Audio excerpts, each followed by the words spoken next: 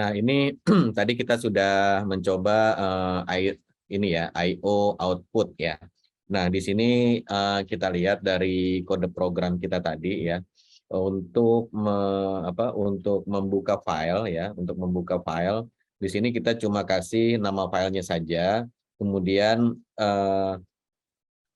untuk mengakses filenya kita menggunakan class loader get system resource ya. Nah, class loader get system resource ini dia nanti akan mengambil mencari filenya ini di dalam class path ya. Class path kita kemarin udah pelajari bahwa class path itu artinya adalah tempat di mana kelasnya itu harus dicari ya. Cara ngesetnya kemarin kita bisa pakai perintah set class path. Nah, kalau kita pakai Maven, maka dia otomatis ngeset yang di folder src main Java, src main resource itu otomatis didaftarkan menjadi class path sama dia. Ya. Kemudian waktu dia compile, nanti kan hasilnya ditaruh di folder target, kemudian hasil compile-nya ditaruh di folder classes ya. Jadi folder classes ini sama seperti folder bin kemarin waktu kita compile secara manual. Nah, nanti isi folder bin-nya kita zip menjadi jar. Nah, sama si Maven juga dia nanti isi folder classes ini nanti sama dia akan di zip dan kemudian di rename menjadi jar gitu. Nah, yang ada di folder src main resource sama dia nanti akan di copy ke dalam folder target classes ini ya. Nah, jadi karena folder classes ini didaftarin juga sama Maven sebagai class path, jadi waktu kita jalankan dia nanti akan bisa melihat produk TXT tanpa harus kita kasih path-nya full, nggak perlu dari C program files atau C users gitu ya, nggak perlu. Pokoknya dari mana kelas path-nya dia akan cari di situ gitu. Nah, tapi cara seperti ini ya sebetulnya ini cuma bisa kita pakai kalau file yang mau kita buka itu adalah file yang istilahnya yang paketan bersama aplikasi seperti konfigurasi database atau mungkin icon-icon gitu ya. Nah, itu best practice-nya kita simpen di src main resources itu, kemudian nanti waktu di jar dia akan ikut dimasukkan ke dalam jar dan isinya tidak berubah lagi gitu ya. Tidak berubah lagi. Nah, kalau misalnya file yang berubah-berubah, nah itu kurang ideal kalau kita simpan ke dalam resources ini, karena begitu dia jadi jar, maka file itu adanya di dalam jar, sehingga kalau kita mau edit itu agak susah gitu ya, karena jar itu biasanya kalau kita jalanin dia tidak dibongkar dulu, tapi langsung dijalanin sebagai file jar itu gitu ya. Jadi agak susah kalau misalnya kita mau menuliskan data atau mengubah data ke dalam file di dalam jar. Jadi itu dianggap sebagai file statik aja gitu ya. Nah, seperti itu. Nah, jadi di sini kita sebagai contoh aja, makanya kita taruh di sini biar gampang aja supaya dia bisa jalan di berbagai komputer. Jadi walaupun di saya pathnya berbeda dengan di teman-teman semua atau antar peserta juga beda nama foldernya, tapi dia tetap bisa jalan gitu, bisa portable ya. Nah, jadi seperti itu tadi membuka file di dalam kelas path. Sebetulnya di sini kelas untuk path ini juga bisa kita kasih path yang absolute path gitu ya, misalnya slash users Andy Muhardin, kemudian nama foldernya apa gitu, itu juga bisa ya, cuman ya itu jadi tidak portable. Jadi kalau dibuka di komputer lain nggak bisa langsung jalan, tapi harus kita edit dulu gitu. Nah, jadi ya begitu kalau file handling ya, file handling itu memang agak susah kita bikin portable-nya, kecuali nanti kita buatkan file konfigurasi lagi, dan di file konfigurasi itu kita tulis lokasi yang sebenarnya di mana gitu. Tapi ya ini sekedar cara bacanya dan cara menulisnya ini kita sudah demokan ya seperti ini. Nah, ini yang kita baca dan tulis adalah file text ya. Jadinya di sini kita bisa langsung menggunakan buffer reader, kemudian begitu kita read line, outputnya langsung berupa string. ya. Nah, jadi setelah jadi string kita bisa langsung proses. Demikian juga kalau kita mau menulis ini kita dari string langsung kita tulis ke dalam file gitu. Nah, nanti agak berbeda penanganannya kalau kita menghandle file yang bukan teks atau istilahnya adalah file binary. Misalnya kita kirim apa file gambar gitu ya, JPEG atau PNG atau mungkin file dokumen seperti Excel, kemudian Doc gitu, itu kan bukan file teks ya. Jadi nanti kalau itu harus pakai library tambahan lagi supaya kita bisa memproses membaca datanya gitu ya. Nah, jadi seperti itu tentang baca tulis file ya. Nah, kemudian di sini kita bahas lagi tentang ini kan file udah ya. Kita lihat di sini I/O sudah. Nah, sekarang kita akan bahas tentang exception ya, exception. Apa itu exception ya? Exception itu ya intinya gampangnya bahasa Indonesianya adalah error ya. Cuma kalau di Java istilahnya itu exception, dia membedakan antara exception dengan error ya. Apa bedanya exception dengan error ya? Kalau error itu ini istilah di Java ya, istilah di Java. Jadi error itu adalah kesalahan atau error yang terjadi di sistemnya. Jadi misalnya kalau misalnya hard disk penuh gitu, itu namanya error. Kalau misalnya memori overload gitu, itu namanya error. Jadi yang berkaitan dengan hardware atau sistem operasi tempat dia berjalan, nah itu namanya error. Nah, kalau exception itu adalah error yang terjadi di kode program kita sendiri gitu. Kode program kita ataupun si Java virtual machine-nya gitu. Jadi di internal Java-nya atau di kode program kita kalau terjadi error itu bilangnya adalah exception ya. Nah, tadi kita sudah pakai ya. Nah, dia di sini ada penjelasannya. Jadi kita buka dulu ya. Nah, di sini.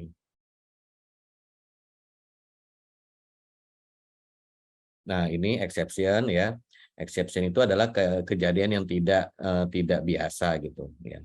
Nah, nanti di sini ada call stack tadi ya. Jadi dari method main manggil method yang lain, manggil method yang lain, manggil method yang lain.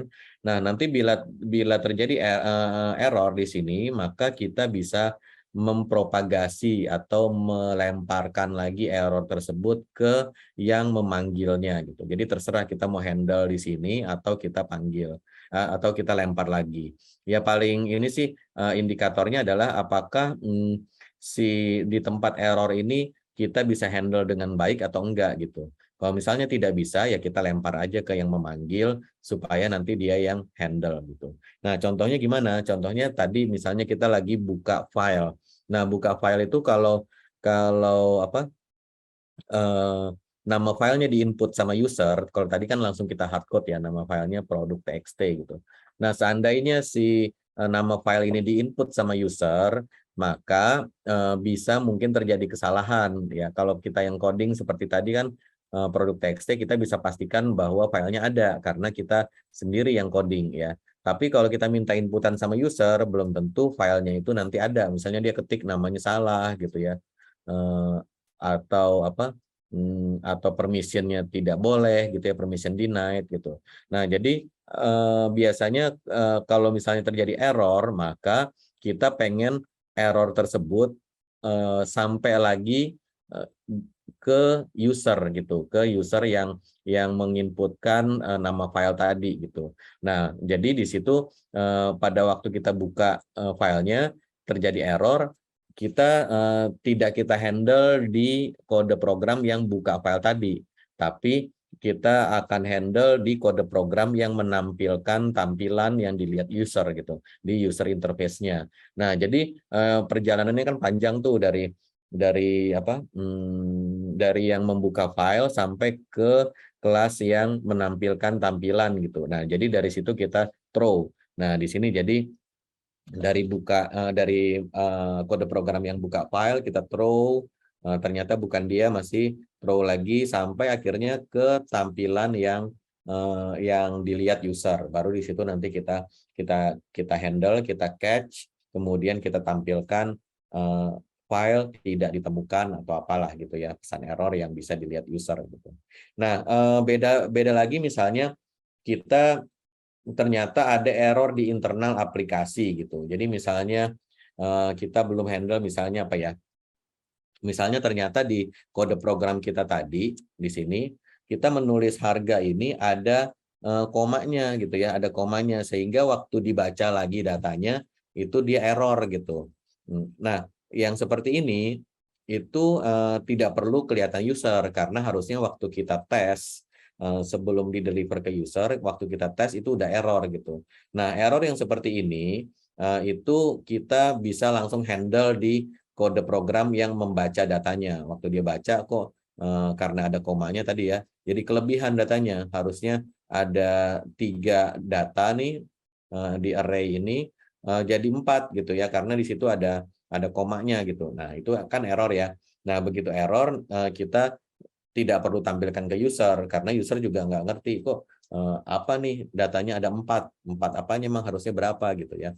Nah, jadi kita catch di sini, kemudian kita tampilkan ke comment prompt tadi sehingga kita bisa lihat ternyata ternyata error nih parsingnya gitu ya, atau error nulisnya, jadi kita langsung bisa perbaiki gitu.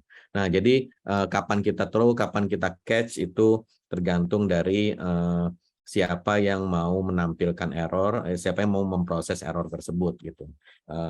Bisa jadi ya langsung diproses programmer, langsung aja tampilin di situ, atau kita tujuannya buat end user, jadi kita harus keluarkan supaya kelihatan di UI, di tampilan ya, di user interface. Nah, gitu. Nah, caranya tadi kita sudah demokan. Kalau kita mau catch, maka kita bikin di sini try catch-nya nih kayak gini ya. Kita try, kemudian di bawah kalau kita mau handle kita catch ya. Kita catch di sini tampilkan pesan errornya apa. Tapi kalau kita tidak mau, misalnya ini URI syntax exception kita nggak mau handle di sini, maka kita throw saja di sini. Nah, begitu terus nanti yang memanggil method save kan ada di sini ya. Ini yang manggil method save nih. Yang manggil method save ini yang harus menghandle. Jadi di sini bisa try catch ya. Ini bisa saya hilangin nih misalnya URI syntax exception. Jadi throw ini aja ya. Nah, misalnya saya hilangin, maka di sini ada error nih harus di handle gitu ya. Nah, kita bisa try catch di sini. Nih, surround with try catch. Nah, kayak gitu ya. Nah, ini kita bisa pindahin gitu. Jadi kita cache di sini, misalnya di sini kita mau tampilkan pesan error file tidak ditemukan atau apa gitu ya. Nah, tapi di sini kita ini aja. Kita throw lagi. Nah, kalau kita throw terus ya nggak mau di-handle, lama-lama nanti begitu nyampe di method main udah nggak ada lagi yang menghandle, ya udah langsung keluar ininya pesan errornya langsung keluar di dalam command prompt tadi tempat kita menjalankan gitu. Nah, itu exception handling ya.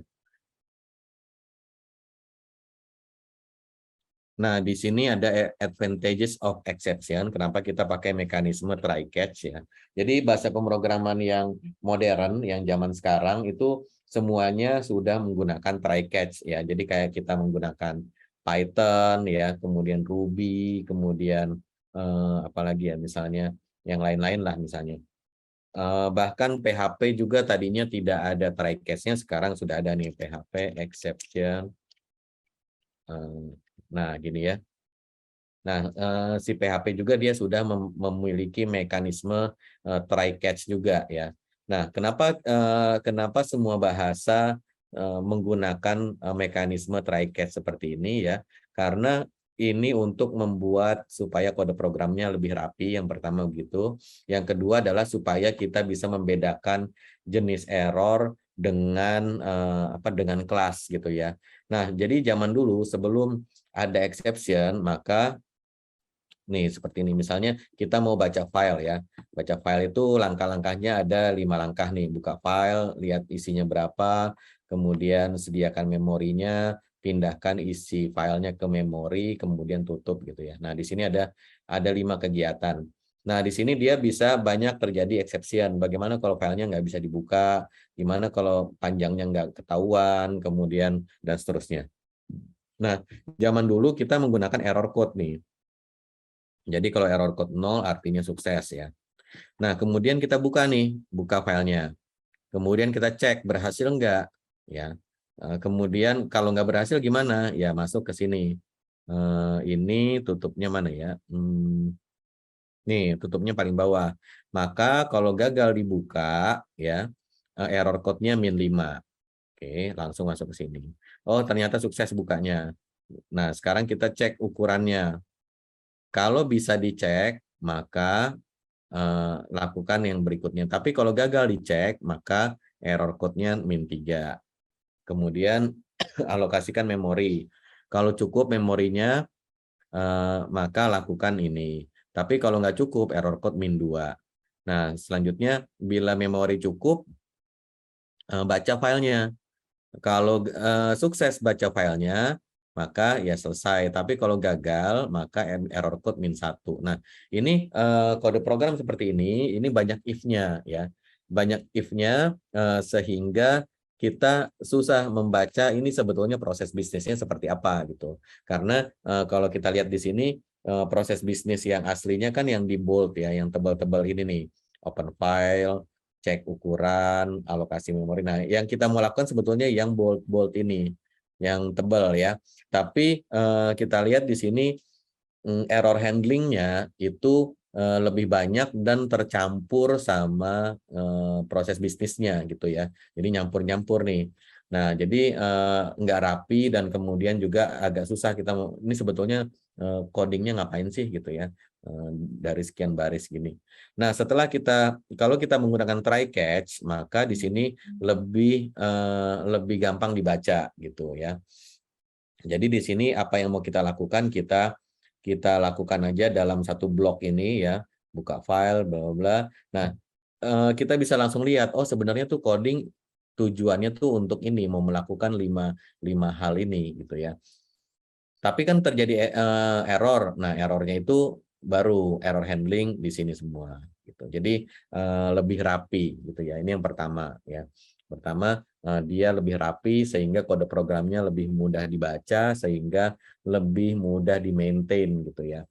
Nah, yang kedua adalah katanya dia kita bisa mempropagasikan atau melempar errornya ke kode yang memanggil ya, seperti tadi kita sudah jelaskan gitu. Nah, jadi di sini kalau apa? Kalau ini kita tinggal terus aja gitu ya. Nah, di sini terus. Nah, kalau misalnya kita call method 3 ada exception-nya, kalau kita nggak mau handle, kita tulis aja di sini throws gitu. Nah, nanti method yang memanggil bisa ini bisa apa? Bisa menghandle-nya gitu. Kalau pakai if tadi agak susah ya. Nah, kemudian di sini kita grouping atau different error type ya. Ini intinya sih kita bisa punya tipe data atau kelas khusus exception ya.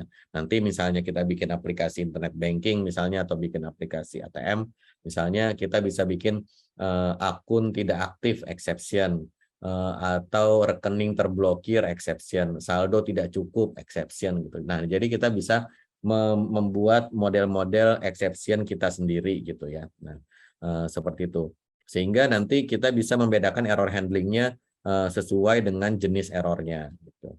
Kalau yang ini kan IO exception, ini kan file not found, ini sudah disediakan sama Java sehingga kita tidak perlu bikin lagi. Tapi biasanya kalau kita bikin aplikasi bisnis, kita biasanya mendefinisikan tadi error-error atau exception yang berkaitan dengan sesuai dengan proses bisnis kita gitu. Jadi misalnya akun terblokir, kita bikinkan exception-nya supaya bisa kita throw gitu ya.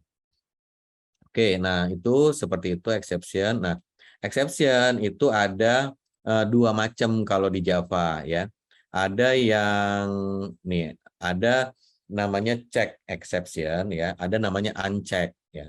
Nah, yang barusan kita bahas itu adalah check exception. Artinya si exception ini harus di treatment ya. Jadi misalnya dia throws ada kita panggil method yang throws exception, maka kita tadi ada dua pilihan. Kita bisa catch di sana, kita handle errornya, atau kita terus lagi ke metode yang memanggilnya gitu. Nah, itu namanya check exception ya. Artinya exception ini harus di handle ya, entah kita handle sendiri atau kita throw. Nah, ada yang namanya uncheck exception ya. Uncheck exception itu tidak perlu di try catch atau tidak perlu di throws ya. Dia bisa saja terjadi, tapi kita nggak wajib menghandle-nya. Nah, itu namanya uncheck exception ya. Nah, apa contohnya ya? Atau kapan kita pakai ini, kapan kita pakai itu ya?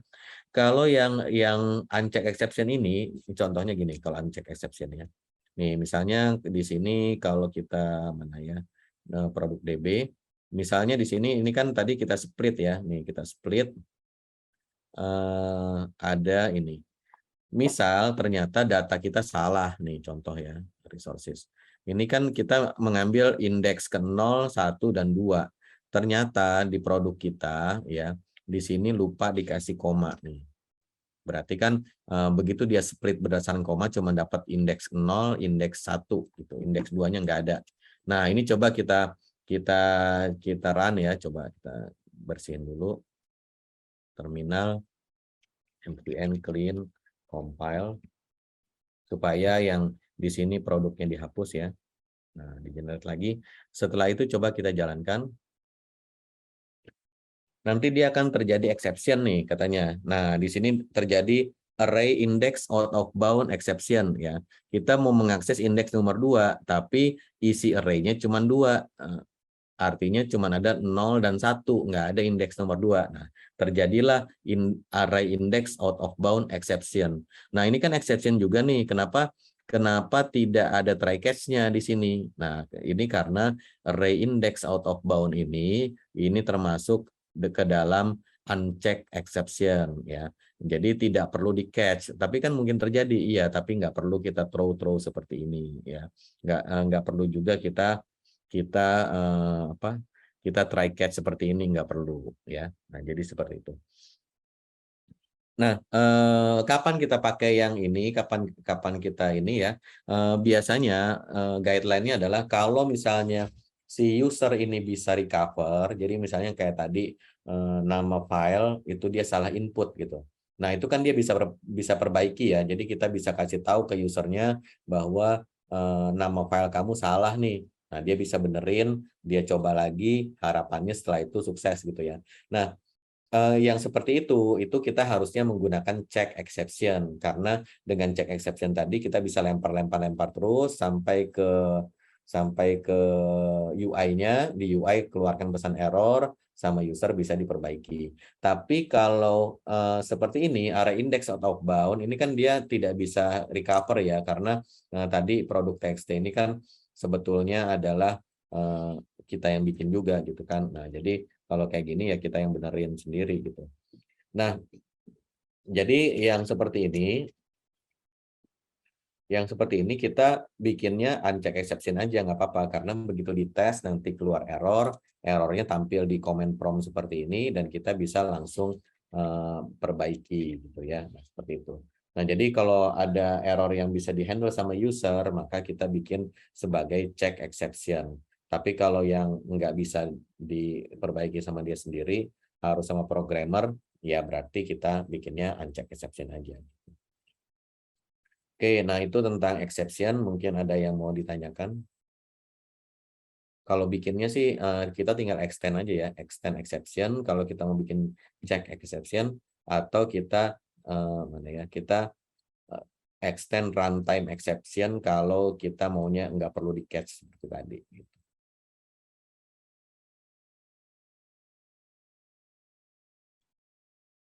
Nah, itu penjelasannya apa? Ini materinya ya. Silakan kalau ada yang ditanyakan silakan.